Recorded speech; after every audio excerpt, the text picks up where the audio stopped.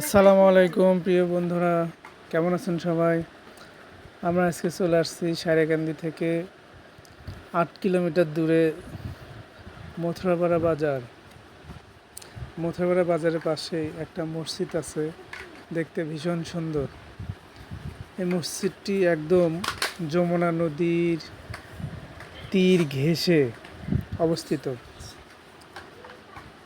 মসজিদ থেকে বাজারের সাথেই, নদীর সাথে সাথে বাজার অবস্থিত।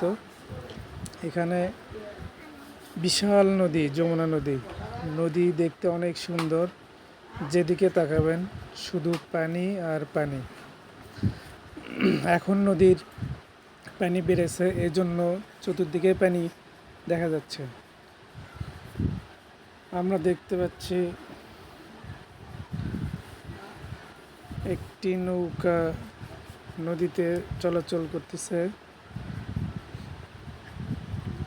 মসজিদটি দেখুন, মসজিদটি অনেক সুন্দর দেখতে। নদীর ওই পার থেকে লোকজন হাটের দিনে এসে হাট বাজার করে তারপরে নৌকা দিয়েই চলে যায়।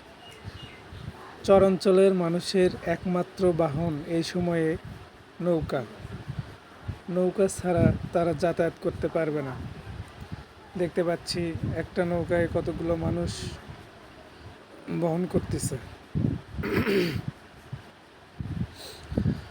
চর অঞ্চলের মানুষের দুর্ভোগের কোনো শেষ নাই। আসলে এই সময় নৌকা দিয়ে তাদের যাতায়াত করতে হয়। নৌকা ছাড়া তাদের যাতায়াতের কোনো ব্যবস্থা নাই। আপনারা সবাই যারা ভ্রমণ করতে চান, এখানে এসে অবশ্যই ভ্রমণ করতে পারবেন।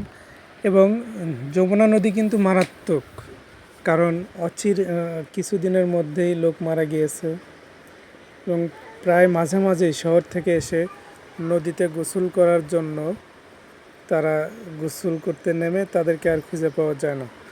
অবশ্যই সাঁতার জানতে হবে। আমরা দেখতে পাচ্ছি ঘাটে অনেকগুলো নৌকা, ঘাটে নৌকা আছে। এই নৌকা দিয়েই চরাঞ্চলের মানুষ যাতায়াত করে সবাই। আর গোসল করতে হলে আপনাকে অবশ্যই সাঁতার জানতে হবে এবং নিয়ম মেনটেন করতে হবে, এছাড়া বিপদ অনিবার্য। গতকালই একটা মেয়ে বাঙ্গালী নদীতে গোসল করতে গিয়ে মারা গেছে, শহর থেকে আসছে। দেখেন, মসজিদটি দেখতে অনেক সুন্দর। আপনার সবাইকে ধন্যবাদ। আসসালামু আলাইকুম।